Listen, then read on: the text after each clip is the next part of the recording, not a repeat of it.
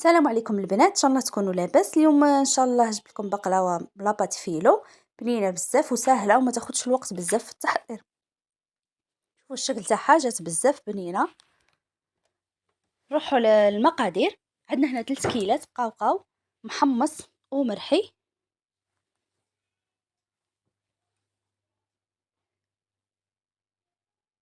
هنا عندي نص كيلة تاع السكر، وزدت معها 2 مغارف حلوى الترك اللي هي الشاميه، تمد لها واحد البنه. هاد الحشوه تجي بنينه بها. غادي نضيف عليها المغرف صغيره تاع القرفه ونخلطو كلشي بالماء زهر.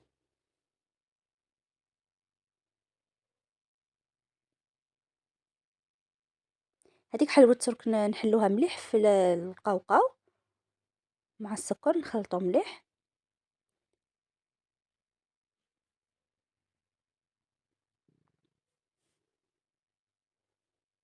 من بعد نلموها مليح بما زهر.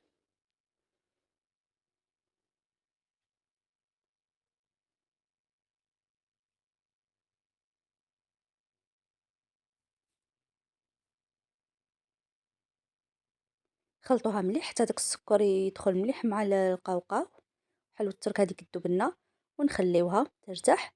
هنا عندي هذه لاباط فيلو شريتها واجده. وعندنا صنيوه هنا وعندنا هنايا 250 غرام مارغرين ذوبتها. عندي هاد البلا فيه 30 سنتيمتر على 40. هذا رفد كيلو قوقاو، 250 غرام زبده، وعلبه وحده تاع لاباط فيلو. غادي ندهنوا البلا تاعنا، نديروا الورقه الاولى تاع لاباط فيلو ندهنوها بالزبده مليح، ونضيفوا الورقه الثانيه. هنا عندي نديروا 8 تاع الورقات من تحتها وندهنوهم بنفس الطريقه. هاد لاباط فيلو نقسموها على 2، نص نديروهم طبقه من تحت والنصف الثاني نديروه من الفوق.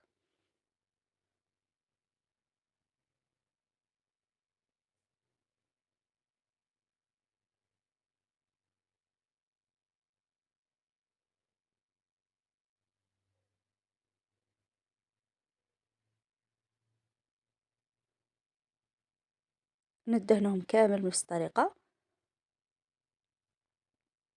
وهنايا نخدموا يعني بالخف هكا، ولا نغطيو لاباط فيلو تاعنا باش ما تنشفناش، ولا كنا نخدموا يعني بدنا خفيفه في الخدمه ما عليهاش.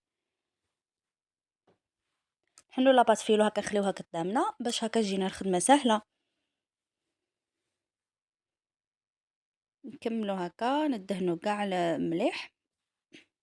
هنا قلت لكم خدتنا المارغرين 250 غرام مارغرين، انا استعملت لابيل. هنا راني كملت درت 8 تاع الطبقات ودهنتهم. هنا غادي نضيف هذاك الحشو تاعنا اللي خدمناه.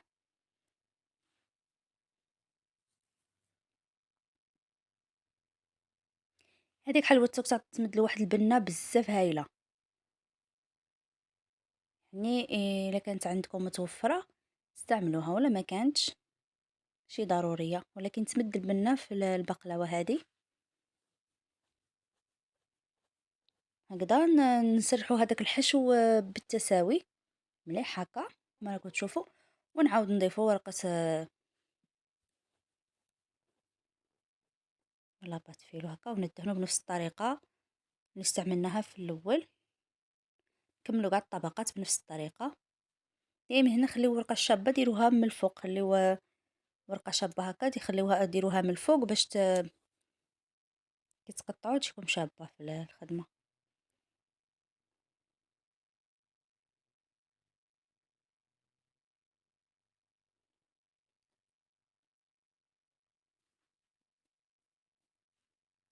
راني نحاول نسرع لكم الفيديو باش ما هكا الفيديو ما يجيكمش ثقيل بزاف، ما يجيكمش طويل عفوا.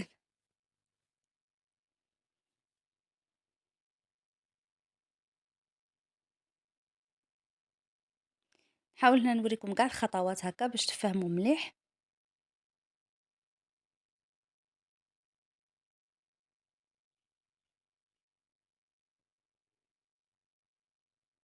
نشوفوا لا تكسرت معليش نسقموها ونكملوا. هنا درت كما قلت لكم كملت كاع الطبقات تاوعي، 8 درت 8 من التحت و8 من الفوق. هنا هاد التصنيوه تاخد كيلو تاع القوقاو و200 غرام تاع السكر وجوج مغارف حلوى الترك هكا اللي يبغي بالغرام، وعلبة تاع مارغرين 250 غرام تجيكم سوا سوا.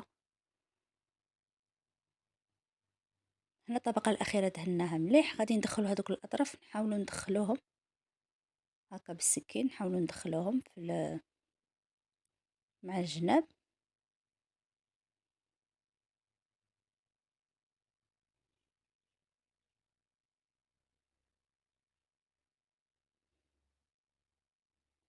هنايا سقمتها دخلت هادوك الأطراف. هنا عندي مسطرة هادي غادي نقص بها، نقصو بالطول عاود نقصو بالعرض هكذا باش يجينا الحبة كيف كيف، الحبات يجيونا كيف كيف. نكونو سخنا الفرن تاعنا 180 درجة من قبل، نشعلو لها غير من التحت. هنايا بعد ما نشعلو لها غير من التحت كي نشوفو الأطراف تاعها تحمروا، يعني كي نشوفو الأطراف تاعها تحمروا نشعلو لها من الفوق تتحمر ثاني. هي بالخف طيب هذه ما تاخدش وقت. ومن بعد بهذه الطريقة هي وجدت معانا. بعد ما هذوك الأطراف تاعها تحمر وشعلت لها من الفوق تحمرت.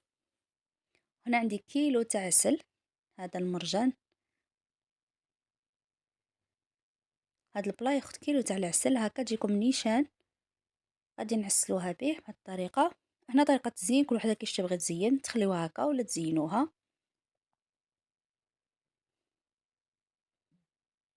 يعني نخليوها هي سخونة، نعسلوها وهي سخونة ونخليوها تشرب بالعسل تاعها ومن بعد نقدموها ان شاء الله. سهلة وسريعة التحضير وبنينة بزاف.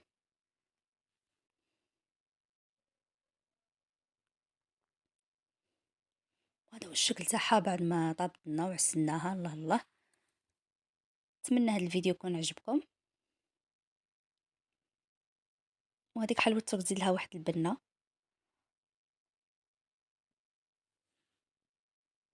خليتكم على خير مرة أخرى إن شاء الله. مع السلامة.